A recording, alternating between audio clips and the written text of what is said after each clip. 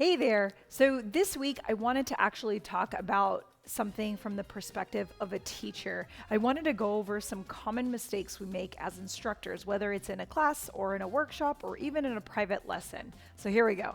One of the biggest mistakes that I see teachers make, and I am totally guilty of this too, is that sometimes we think our material is too simple. We think, oh, they're going to get bored. They're not going to be entertained enough. This isn't challenging them enough. But you'll be surprised that when we actually teach our material, how many people love the simplicity of what you are teaching, especially with that breakdown. So just because you may think it's too simple doesn't mean that they will. On the flip side of making it too simple or thinking that we're making it too simple, sometimes we tend to make it too complex. And when we make it too complex, in addition to that, we can't break it down in a simple format for our students to learn. So there's nothing wrong with doing something with more complexity, more layers, more things to understand and get, but we have to be able to break it down into digestible pieces so that way people walk away feeling like they got it. If people feel like they don't get it, then it feels like a waste of time perhaps, or they get disappointed or even upset that they walked into a class expecting to get something from it and they couldn't because the teacher couldn't break it down in a way that the students could get it. So if you're going to make your material complex, nothing wrong with that, then make sure that you break it down in a way that most people in the class can get it and that they can at least get most of it. I touched on it briefly with the simplicity. A lot of the times we think as the teacher, if we're bored, they're bored. And that is not true at all. A lot of times I have been checked by my students when I ask them, are you guys okay? Is everyone doing fine? They're like, yeah, we're just digesting this information. Sometimes you get the blank stare of that. And as a teacher, you're like, oh my gosh, is this not landing with them? Are they not liking the material? You kind of second guess yourself a little bit. But it's really important to stand in the perspective of the student and make sure, why are they feeling that way, right? Maybe they're just learning, they're just absorbing, they're just waiting for you to go on with the material. So just because we're feeling bored with it doesn't mean that they are. So it's always good to ask questions, check in with them, see how they're doing, give little exercises to reiterate what the lecture was about so that way you can see if they're getting it. And if they get it extremely well, it could be that they need to be challenged more, but it's not necessarily that they're bored. So it's always good to check in with them and have ways to double check the material in your lesson plan so that way they can demonstrate what you've been showing them. One of the things I notice is that we love to do things over and over and over again.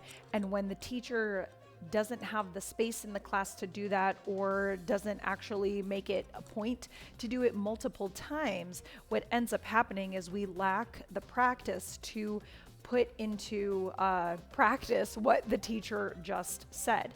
So it's really important as an instructor, as you're guiding people through your class, to make sure there's always time for repetition, there's always time for run-throughs, there's time for questions, and then to redo those run-throughs again, because sometimes the questions help make the run-throughs clearer or the combination or the choreography clearer. So that way, when you run it through again, people have more time to practice the more correct movement that you wanted them to get. So that is really important, to make sure that you do multiple run-throughs. Don't just do it once and then move on. People aren't going to be with you and then they're going to feel like there's a gap in their knowledge. So it's really important to have multiple run-throughs.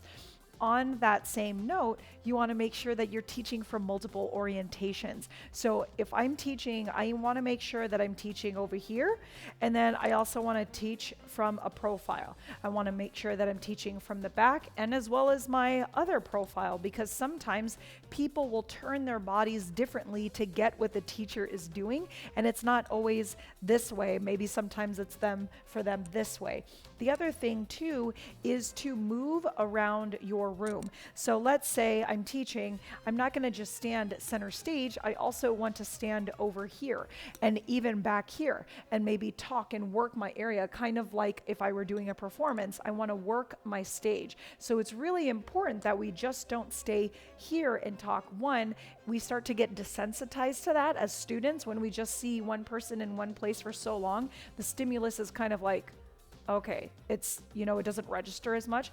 But when you see people just move slightly and keep your eyes tracking, then we notice that we're more engaged. And if I give more body language like this to my students, they are like, oh yes, I feel the body language there. It taps into visual learners a little bit more kinesthetic if they feel this movement when you're teaching too. So it's really important to not only do something multiple times, but also do it in multiple orientations as you go through those run-throughs.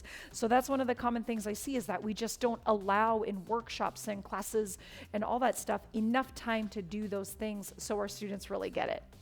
Knowing how people receive information is really important. So as an instructor, it is part of our job to make sure that we can explain the same thing different ways. If I keep telling you, do an undulation, chest lift, chest drop, tuck in, tuck out, and that's all I repeat, you're only gonna get a certain number of people that will understand that information, and you will exclude everyone else. So it's really important with those multiple repetitions, those multiple orientations, that you also have multiple ways of explanations.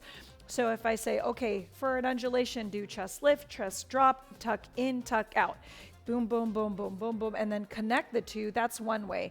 Then it may be like, oh, put your body along the wall and peel your body back. Make sure you rotate your pelvis at the bottom. Stick your body to the wall, peel it away. Stick your body to the wall, peel it away.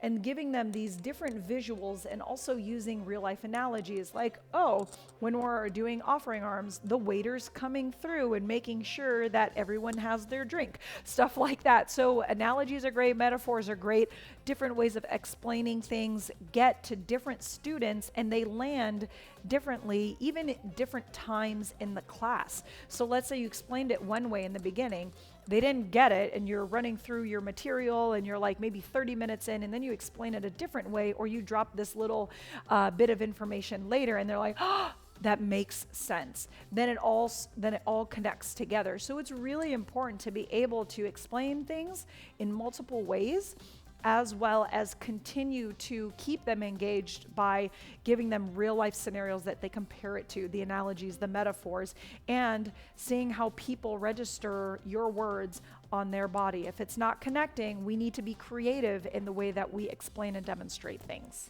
If you're teaching a workshop and you do not have a microphone, you gotta speak loud. Even when people say, oh, we can hear you, I really find that even if the instructor takes it up one more notch, it's better. And the reason why I say that is, as the lecture or the teaching continues to go through the hour or the 2 hours, we get really comfortable with each other, and it starts to get more of a conversation level of volume versus, hey, yes, let's do this, let's talk about this, let's do that, blah, blah, blah. You want to make sure that you can project your voice so really everyone can hear you, and it keeps people more engaged. If I constantly talk at this level where it's really, really low, I'm going to bring people's energy to a more mellow level. So if you're wanting to do that, that's great. But if you're not, and you want to keep people more engaged and excited and at a certain environment where they're like, woo, yeah, let's do it, then you need to keep your voice level up, the volume up, your inflections and your tone up, and like up and down with the inflections, right? So it's really important for us to be able to use our voice to project, especially when we don't have a microphone. And if the microphone is kind of wonky, then we need to see how we can work with that. Maybe if you have a really loud voice, maybe it is better without the microphone, or you want to sound check before that you're going into the lecture and all that stuff. And sometimes it's just beyond our control and we can't do anything, but you want to be prepared for if you have a microphone and if you don't have a microphone. But either way, make sure that you can project your voice, so even if it were 25 rows of people, of students back, each one can hear you. think through your material ahead of time. This is so important. I've been to workshops where I was flabbergasted at the format because it was supremely disorganized, couldn't describe what needed to have happen. Like everything was just out of place. And I was like, did they forget what they were here for? And I wanted to leave the workshop because I was like, I'm not going to spend the next hour and a half, 2 hours with this because I don't think that it will best serve me at that point. And I'm just being honest. So as an instructor, do yourself and do your students a favor. Think ahead, have an outline, have a plan, practice speaking what you want to talk about ahead of time. So by the time that you are teaching it, if you get interrupted, if you get sidetracked with something, you always have like a baseline or some kind of grounding factor to bring you back into your material to continue on. And it is in an organized way that people can get the information. While you're thinking ahead and outlining your class, make sure you plan enough material. There are times when instructors may run out of material and you're just like, okay, is there more to teach? And they're like, oh, that's it, but we have 15 minutes left. Okay, so what are we gonna do? We can ask questions, we can have conversations, and if you wanna outline your class that way, that's totally fine, but own it and know that's what you're doing versus not having enough material to teach. It is better to over-plan and have too much material that you can cut out because of your time constraints than not having enough and kind of grabbing and maybe not best serving your class. So we definitely want to think ahead and as far as how much material you want to have for your students. Just like it's not the best thing to not have enough material, if you have too much material that you're trying to cram in that time, it also doesn't serve our students very well because now we're trying to just throw information because you want to get it done to get it done, but that's not why necessarily people are always there. They want to get there so they really absorb the information well. Otherwise, are we just taking workshops for fun and I don't want to walk away with anything? I mean, sometimes that's the case and that's totally fine, but you want to be clear about the intent of your workshop and what you want your students to get. And sometimes cramming in the information goes against your purpose and intention of the workshop. So make sure there is enough material, but not so much that you're like, oh, well, we only have 5 minutes left. Let's finish knowing the last 32 counts of your choreography. Probably not the best decision, right? Why don't you just run through what you already have and help people fine tune the technique or fine tune the concept that you've already taught them. So as much as it is to not so good to have not enough material, it's also not so good to try and cram everything in. And one of the last things I'm going to talk about is more of a business aspect, but leave your students information on how to contact you after the class, after the workshop.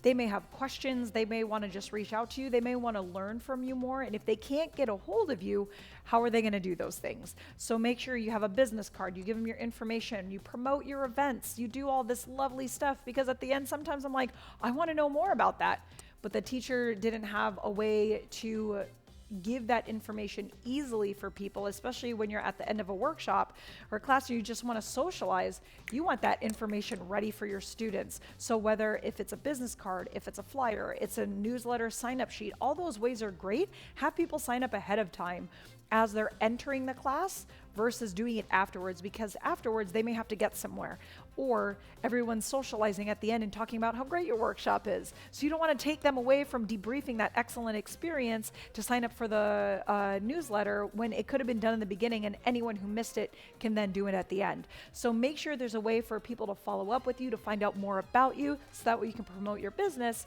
and spread the love of belly dance. Thank you so much for watching. Make sure if you're not already subscribed to my videos that you click the little bell underneath and click all so you get all the notifications. Woo! And if you don't know already, I do teach online classes. I have a full curriculum for beginning as well as intermediate, advanced. They're all pre-recorded, and I do live online classes weekly. So hit me up if you're interested.